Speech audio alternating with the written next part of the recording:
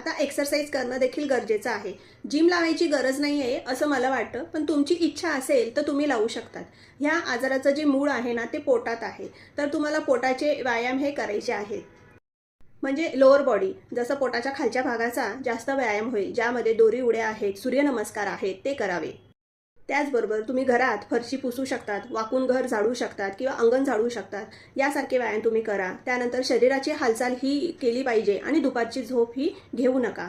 सगळ्यात महत्त्वाचं, कोणताही आजार हा एका रात्रीत होत नाही आणि तो एका रात्रीत कमी देखील होत नाही. त्यामुळे मानसिक संयम हा पाळायला हवा.